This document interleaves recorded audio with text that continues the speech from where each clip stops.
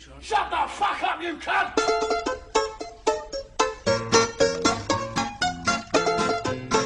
Trying to get paid, listen. Don't you know I'm loco? This week on Bear Grylls Adventures. I'm out here in the depths of the unforgiving Amazon rainforest. It's damp, noisy, and it's about to get dark. So I'm gonna run and try and find some firewood and get some shelter for tonight. Shut the fuck up, you cunt! Hey guys, how's it going? And welcome to another motherfucking video. So, sorry for the wind noise here, because I've got the mic all naked and exposed. So, as you can tell, I'm not on my motorbike. I'm on this motherfucker. So this is a mountain bike, and I'm also sporting the breasty, chesty, titty mount.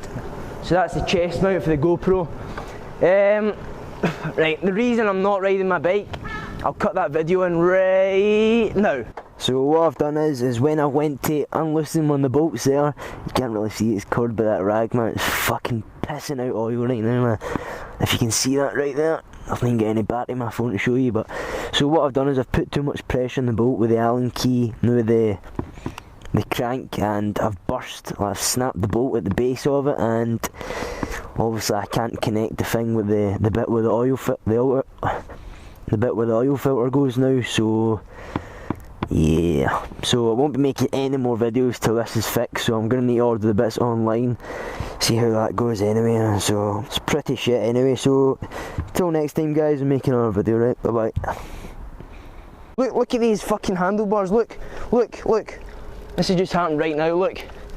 What? Right, but this isn't very safe. Just had to run back quickly and go home before I'd done this vlog to do a massive shit, because I was on the verge, man. I was touching cloth. I was very close to shitting myself, to be blunt.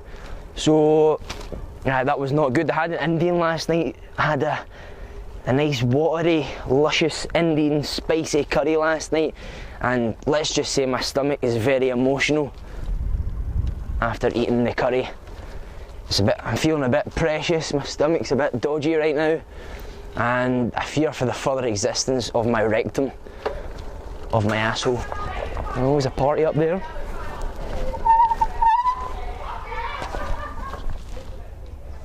Right guys, so I'm going to tell you a story now about when I was 7 years old. I must have been about six and a half, seven, something like that. I used to live in London before I moved up to Scotland. Coming up for 9 years ago now this September, I think, is it? Yeah, I think it's 9 or 10. No, 9 years this September that I've been in Scotland. So before that I lived in Shepherd's Bush in London, and we went for this retreat called PGL. So everybody says this stood for Parents Get Lost, but I don't really believe that. I don't really know what the fuck it stood for. And so what happened was, you go to this place, you do some cool outdoor activities like mountain climbing. What did we do? Kayaking as well, I think we did. We did kayaking, we did archery, we did all these kind of cool outdoor races, and like a kind of, what's that called? Orienteering, actually that's the one I remember very well.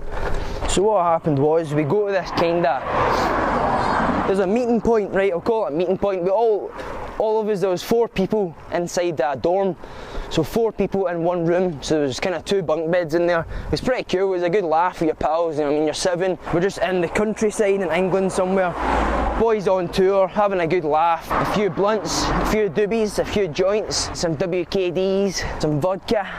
7 years old, pissed out our brains, fucked, completely fucked, just totally fucked.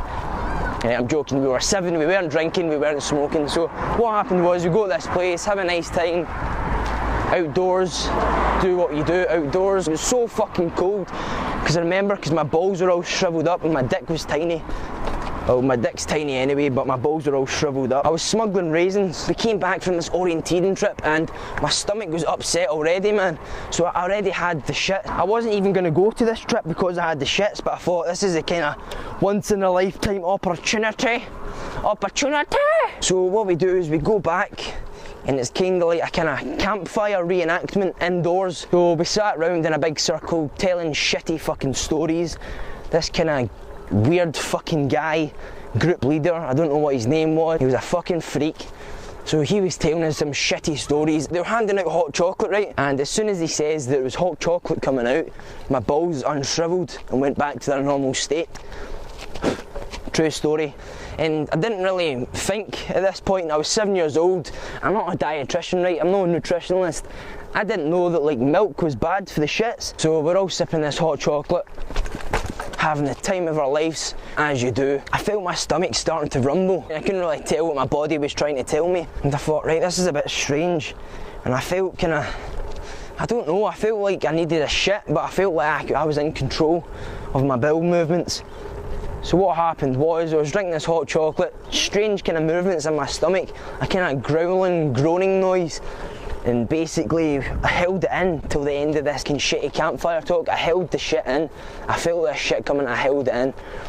So we all get up to go to our rooms. We had to wait on a guy to open our rooms because our rooms got locked by one guy who had kind of like a master key. And when we went back, the door was fucking locked, right? And I was panicking at this point, right? It was close, it was very fucking close. But it was kind of tense, man. I'll play some dramatic music to build up the kind of tension now. I felt I started to break a sweat, a cold drip running down my spine, running down my arse crack and running down my leg. But little did I know, when it got to my leg, it wasn't just sweat that was running down my leg. I'm stuck outside, still with shit slowly streaming down my leg, millimetre by millimetre by millimetre by millimetre, clunked to my leg, slowly falling down, closing on my shoe, right? So it's not going to touch my shoe, but it's running down my leg now, and it's starting to pick up momentum. The shit is starting to pick up momentum now, and it's rolling down my leg. So you can imagine this is like a snowball effect, we'll call this a snowball effect. Right, so basically at this point I'd fucking shit myself, full blown. There was no covering this, right? There was no hiding the fact that I just shit myself in front of everybody standing at this door. So the guy comes and kind of, I don't think anybody knew at this point, but it was running down my leg and I could feel it kind of slipping and slobbing on my leg. It was a fucking horrible feeling. I can remember it now, man. It's a horrible time for me, a horrible time. Traumatic to say the least. So this shit was running down my leg. And basically he just opened the room, but at this point it was too late. There's no going back at this point. I'd already shit myself, right? Full blown shit, there was no covering this, man. I don't know if anybody could smell it at this point, right? I thought it was pretty smellless, maybe a bit odourless, but nonetheless I fucking shit myself, right?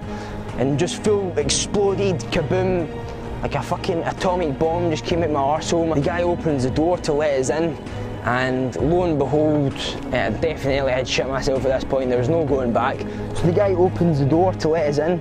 I go and I run straight for the bathroom. I barged right in the toilet and I tried to clean up the shit.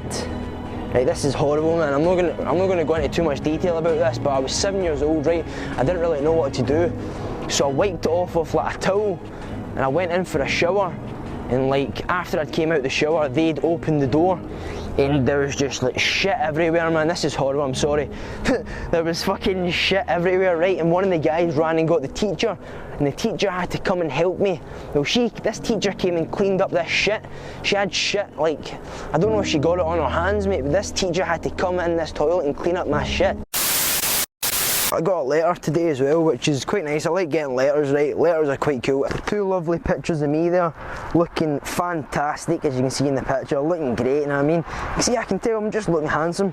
And it says here, the charge is paid before the end period of 2 weeks. The charge will be reduced by 50% to £30.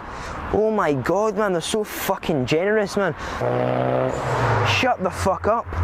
Right guys, so get yourself down to Edinburgh now. There's a 50% sales on all fucking fines. They're so fucking generous, man, can't you believe it? 50% off.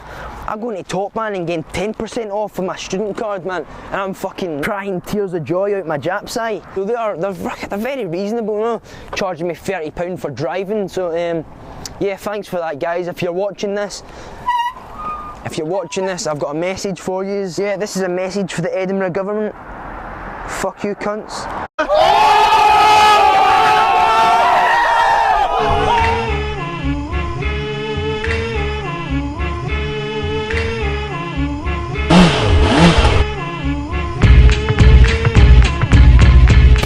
I'll be back.